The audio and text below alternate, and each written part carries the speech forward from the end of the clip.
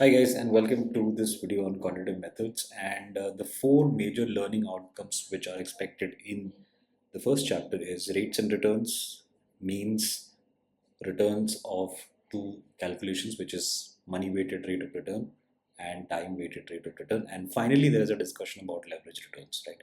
So let's get started with the first content topic itself, which is the rates and return. So now whenever we come across the word rates, it means certain different things, right? For example, if I might say that the rates mean interest rate, right? So when you are paying certain interest rates to the banks, or maybe if you are invested in a bond, then the coupon that you're getting is also based on interest rate. The second definition of the interest rate could be, let's say, a discount rate. So discount rate would mean that if, let's say, we are going to invest in a stock, then at what rate should we bring that cash flow back to zero? Could also mean discount. This could also mean returns in general, right? So if you're investing in a stock, and let's say if somebody is saying that we're expecting a 15% CAGR, then that is also a form of a rate. So these are various interpretation of rates. Now in the first chapter, what we need to understand is that the CFA text expects us that if, let's say, I put a US Treasury bond, right? A Treasury bond of, let's say, 2 years maturity, right? And let's say the stated rate is about 6% and let's say we've got a corporate bond, right? And the same maturity of 2 years, right? And let's say that return that is expected out here is giving us as 8%. Now, what CFA text in the first part of the chapter is expecting us to know is that if, let's say, these are of two maturities, so the maturities clearly match, right? What could be the difference, or what could be the reason for this 2% of difference, right? So maturity is same, so the maturity premium is not there, right? So we are not getting compensated an extra 2% because there's a higher maturity, right? So that's out of the question. Uh, there is the only way by which we can actually understand is the fact that if you look at these two issuers, so you can clearly see that US Treasury is a more trusted source of issuing the bonds, and hence the actual reason for you getting compensated that extra 2% is for the default risk, right? So the default risk premium would be 2%, right?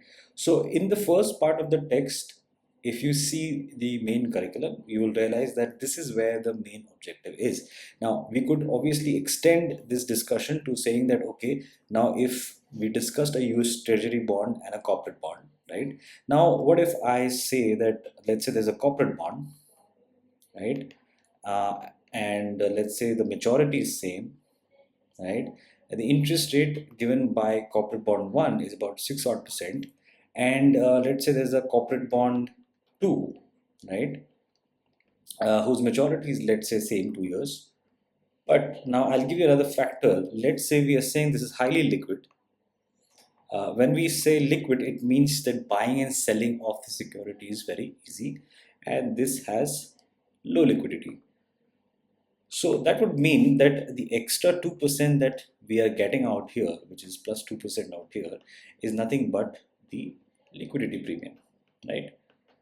So that's a way of basically comparing various securities and arriving at the various kind of risk premiums. Now, a note out here is that these risk premiums are not actually given or stated, right? So it's not that there's a standard benchmark which says that, okay, this is what the risk premium is. That's not how it works.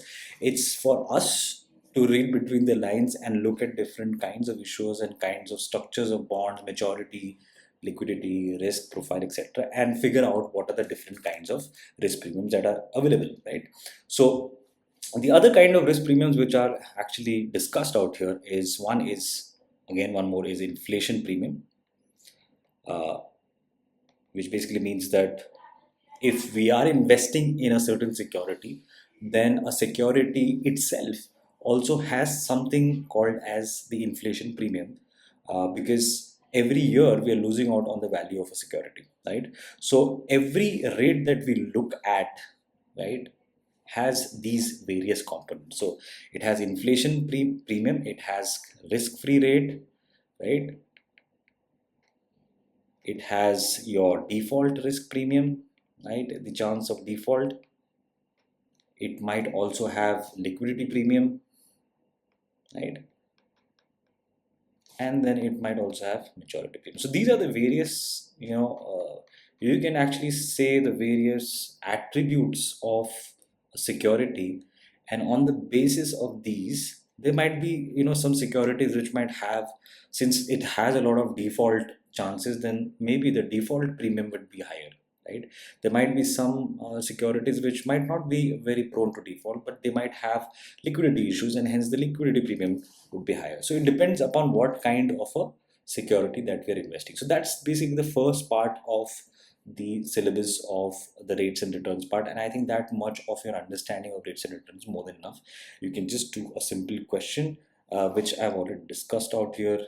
There's a similar question in the text which you can look out and you can calculate. Right now, let's move on to the next part of the content, which is one of the important discussion is on the various discussions on various return calculations. So the first is the holding period return, right?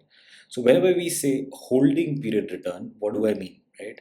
So we can just create a timeline out here and we say that, okay, this is 0 and this is 1 and this is 2 and this is third, right? So let's say we say that this is nothing but 1 year, 2 years and 3 year, right? Now if let's say we had invested in a investment of about $100, and that turned out to be 150, right?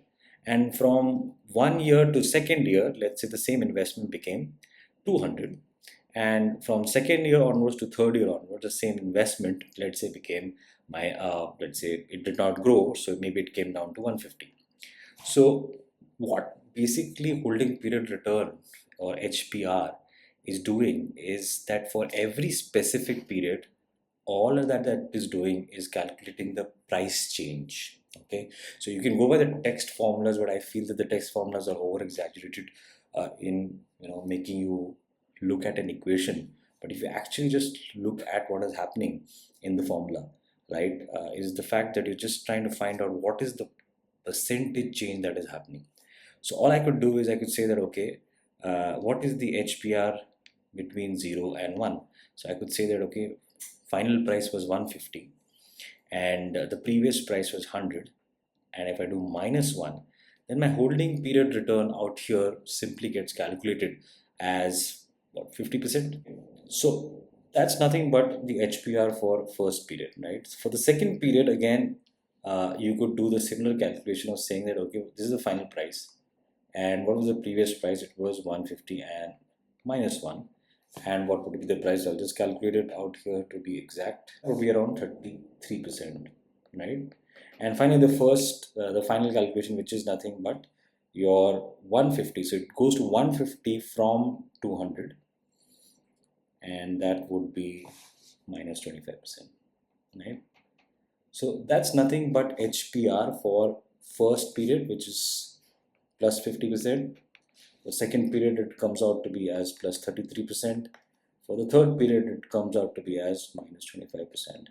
So instead of actually remembering the formula which is given in the book as, usually this is what the problem is with the CFA text, is that they stress a lot on equation, and eventually what happens is that during the exam you cannot recollect so much. So instead of looking at this formula, right, which seems too complicated to me, since I'm assuming that you're starting CFA for the first time and this is your first experience with the qualifications, this might not be a very good start. So easy way to remember is it's just percentage change. How do you calculate percentage change? Is by just taking the final value divided by the previous value -1, and you get the HPR, right? So that's the first part of the calculation. Now, if let's say we were to say that, okay, this was the HPR for these 3 periods, Now the question is that, okay, so between let's say 0 and 3, what was the total return, right? Because we're not really talking about what was the holding period return only for specific periods between 0 and 1, but what was the overall? So what was the overall return out here, right? So a very simple way of actually calculating that is nothing but taking the same structure, which is saying that, okay, I've got 50% return, right? So if let's say we were to say that, okay, we're going to invest $1, right? So if I want to invest $1 in that HPR of 50%, so how would I write it? I would write it as 1 into 1 plus 50%. Or if you don't understand that, you could, probably make it a little more exhaustive and saying that it is 1 into 50% plus 50%, right? So I mean, you could write that, but the easier way to just write it is $1 into 1 plus 50%, right? And then you would multiply that with, since return calculation is all about multiplicative factor, because every dollar which is getting invested, so it becomes 1.5. Now 1.5 is again going to get invested, so that's why we don't do plus, because if we're doing plus, then we are saying that we're stopping the investment and there's no compounding which is going to happen beyond that, right? So what we could do, that's the reason why we actually multiply, right? So into 1 plus 33%, into 1 minus 25% is nothing but actually multiplying with 0.75. So you would get somewhere around, let me just give you the value directly, 5 into 1.33 into 0.75, right? So that's about, and obviously you do minus 1, so that's about 49.625%, right?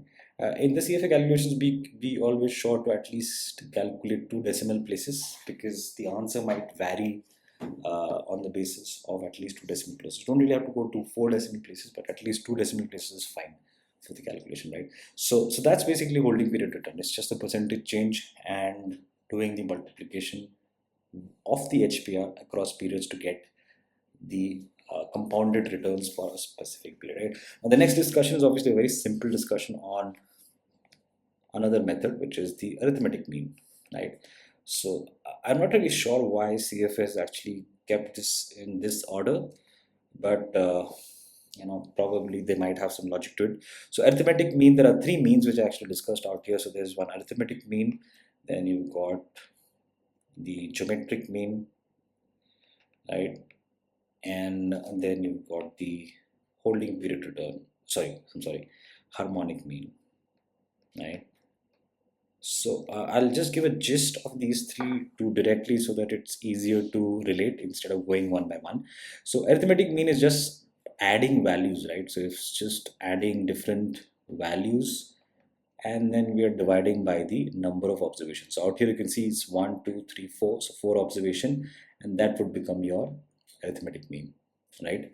So you can clearly see that since we're just taking the values itself, we're adding it and we are dividing it by the number of observations.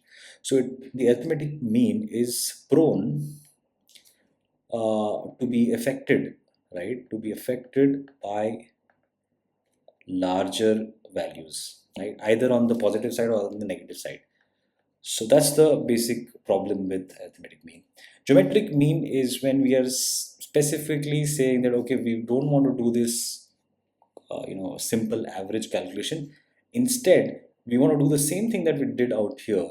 This is nothing but the geometric mean calculation, in which instead of writing it as 1 plus 2 plus 3 plus 4 plus 5, we do a multiplicative factor, which is saying that let's do 1 plus 10% into 1 plus 5%, right? If it's in case of returns, 1 plus 6%, etc.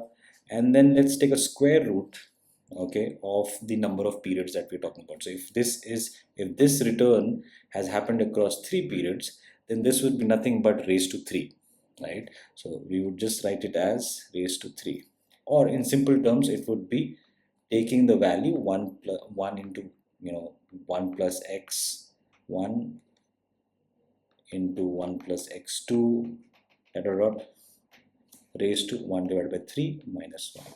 So this is the usual calculation of a geometric mean.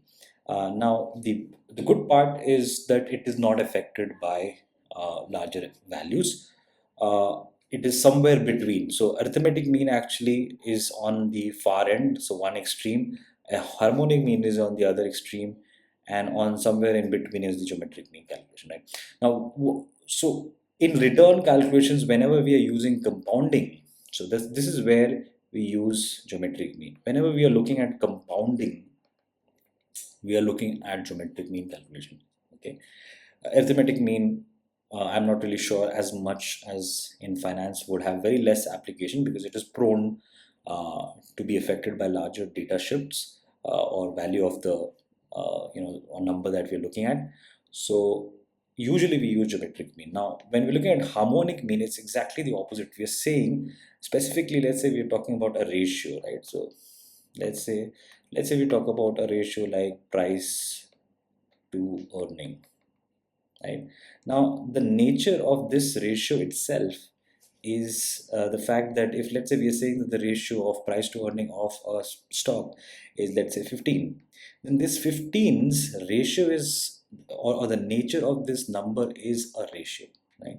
So it would not make sense for us to actually do a simple average. So if we get a series of various price to earnings, right, let's say 15, 16, 20, and 25, it doesn't make sense for us to actually do 15 plus 16 plus 20 plus 25 and divide it by 4, because the nature of this number itself is a ratio, and hence there should be a different calculation. So a very simple way to actually uh, remember this harmonic mean calculation is to just first create the denominator side for each values, right? These are the various p's, so all we would do is a reverse calculation of one value, right? So instead of taking the 15 as a number, we take the reverse of the number, right? So that would be number. And then instead of dividing, so here we are dividing by, the denominator is basically the number of observation. Here the number of observation is on the top, so that is 4. So that would give you harmonic mean.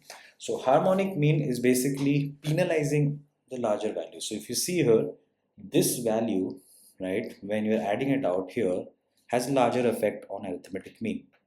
But in harmonic mean, it is exactly becoming the opposite, right? It's becoming more lesser because we are taking the reverse of the value.